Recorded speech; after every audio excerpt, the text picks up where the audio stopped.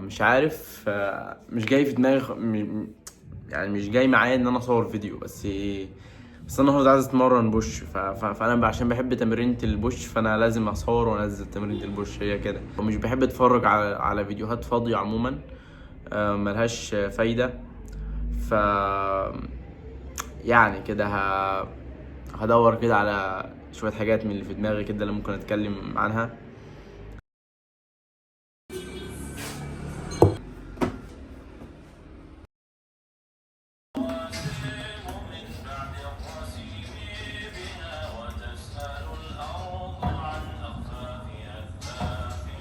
إني أصاحب حلمي وهو بي كرم، ولا أصاحب حلمي وهو بي جبن، ولا أقيم على مال أذل به، ولا ألذ بما عرضي به دارن. سهرت بعد رحيلي وحشة لكم، ثم استمر مريري ورعى والواسن. ايه؟ فكرني مش هيجيلك بمشكلة مدمرة حياتي؟ لا يا ابويا، الكلام ده ما ينفعش. لا لا بجد. وانا بجرد كده بدور على حاجات كده اتكلم عنها، حاجات مبوظه حياتي كده. طلعت كده بنقطه كده، او طلعت كده بنمط انا بعمله. ولما جبته ولما عرفت انا بعمله امتى. انا كنت حاسس بفخر مش طبيعي يا جدعان. بص يا اسطى، بص. كم مره تيجي كده بالليل، بعد مثلا ما راكمت لك كم محاضرة مثلا، او بعد ما بوظت دايت، او بعد ما سقطت كم يوم تمرين، او مثلا لو بتشتغل مثلا الايام اللي فاتت دي انت مش محقق التارجت اللي انت شغال عليه. فتيجي كده من اللا شيء كده تقعد تمسك ورقة وقلم وتقعد تعمل مخططات وجداول وافكار، وانا من بكرة هبدأ بني ادم تاني. تمام. وبتقعد خلاص انا من بكره بني ادم تاني يا ابويا، ما تكلمنيش. بتيجي بكره بتنفذ، مش بتنفذ، او بتنفذ يعني ايه على الهادي مش زي ما انت متخيل. ترجع تاني تبوظ اليوم وتعمل نفس الدوامه دي تاني، وهبدا من بكره على نضيف، وهكذا وهكذا. في نفس الفكره اللي هو ايه، اللي هو انا بهرب من احساس الذنب بتاعي. انا هرمي كل الغلطات اللي انا عملتها دي ورا ظهري، وهبدا من بكره على نضيف يابا. ما تكلمنيش. طيب انا هقول لك حاجه. ليه انا دايما يا ابيض يا اسود؟ يعني انا ليه يا اما مقصر يا اما انا هكون جامد فشخ. انا هعمل الحاجات باحسن شكل، احسن من اي حد على الكوكب ده. اللي هو ليه يعني؟ بص، احنا كبني ادمين عموما بنحب الاحساس النظيف، الاحساس النقي، الاحساس اللي هو مش الاحساس اللي هو ايه، اللي هو انا شغال من غير غلطات. انا مش فاهم ازاي اللي هو انا ليه ممكن اشتغل وامشي في تراك انا غلطان فيه كتير ومقصر فيه كتير، لما انا ممكن ابدا من بكره واعمل شغل كده قمه المثاليه وقمه الكماليه. اللي هو ايه، اللي هو انا بدل ما اكون عندي غلطات كتير صغيره، لا انا امسح الغلطات دي كده، اصفر العداد، وابدا من بكره على نضيف. فاهمني؟ اللي هو ايه، اللي هو احنا بنرجع، اللي هو انا برجع احس بالسيطره والتحكميه تاني. فاهمني ازاي؟ وده صراحه يعني، عارف، ده مش شجاعه قد ما هو هروب اساسا. يعني انت مفكر كده ان انت بتكون شجاع وانا بكره هبدا التزم وكده، بس ده مش شجاعه، ده هروب. بتهرب من مشاعرك، بتهرب من احساسك بالذنب.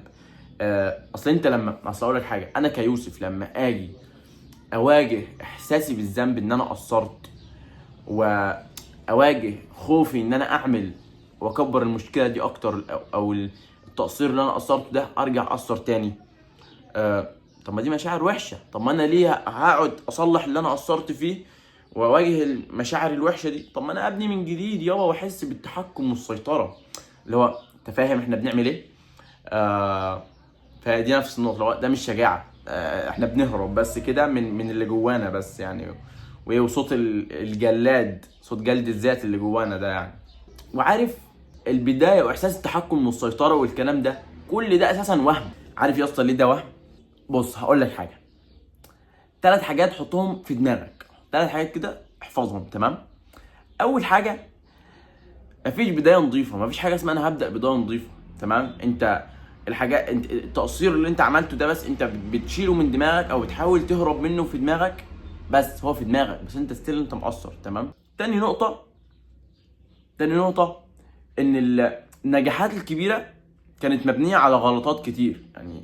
دي نقطه برضو مش عارف يعني احنا ليه احنا بنهرب من الغلطات مصحوبه بتقصير، واحنا بنهرب من التقصير.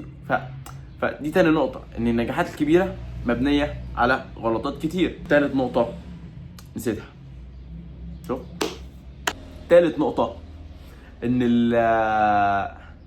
الاستمراريه اللي فيها غلطات كتير احسن من الكمال او الشغل المثالي لفتره قصيره، فاهمني؟ فنرجع نقولهم تاني. اول حاجه، مفيش حاجه اسمها بدايه نظيفه، دي حاجه مش حقيقيه.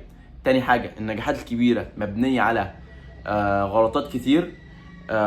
تالت حاجه، الاستمراريه اللي فيها غلطات كتير احسن 100 مره من بتاع ده كمال او مثاليه وهميه لفتره قصيره، فاهمني؟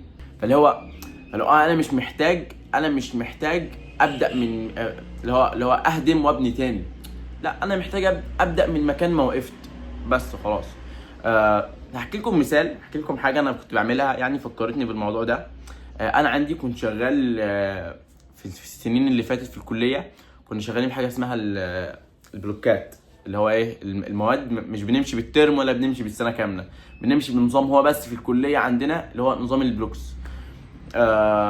انت تاخد 5-6 اسابيع في ماده معينه، تخلص الماده وتمتحن عليها وترميها ورا ظهرك، خلاص تخش في الماده اللي بعدها.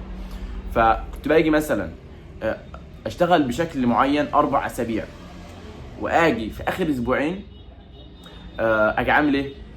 اجي اقول لا ده انا ما كنتش بذاكر كويس الاسابيع اللي فاتت، فاجي رامي ال4 اسابيع ورا ظهري، وابدا تاني في الاسبوع والاسبوعين اللي معايا ابداهم من جديد باسلوب مذاكره مختلف بتنظيم مختلف، وهلم الكميه دي كلها. فانا هنا بعمل كذا غلطه. اول حاجه، اللي فات ده انا رميته ورا ظهري، فانا اعتمدت ان انا هبدا من الصفر، ان ال4 اسابيع اللي فاتوا دول حاجه كده انا ما عملتش فيهم حاجه، انا ما ذاكرتش فيهم. فدي اول غلطه. تاني غلطه، كنت بحط جداول وحاجات تقيله فشخ عليا ان انا اخلصها، فلما باجي ابدا بعدين طبعا مش بقدر اواكب كم الحاجات اللي انا حاططها لنفسي دي، فانا هقصر، فهبدا احس بالذنب، ولما احس بالذنب ارجع اقصر تاني، والدوامه دي ترجع تشتغل واقصر اكتر، وهكذا. المشكله مش فكره ان انا بفشل او كده يعني، الفكره ان انا مش بدي نفسي حق ان انا اغلط اساسا يعني، وده اكبر غلط ممكن اعمله في حق نفسي يعني، او احنا كبني ادمين يعني، احنا كائنات تيتشابل، فاهم؟ ده كائنات بنتحسن بالتعلم، والتعلم مش بيجي من غير غلطات. فيعني عارفين انا دلوقتي كده، انا يعني وانا بفكر كده خلاص، انا في اي حاجه انا بعملها انا هبدا من الخرا اللي انا واقف فيه، احسن ما انا اهدم وابدا من جديد صراحه، والفرهده دي يعني. ممتن للموضوع يعني ده عموما، واتمنى يعني يكون لمس مع حد او فات حد يعني في حاجه يعني.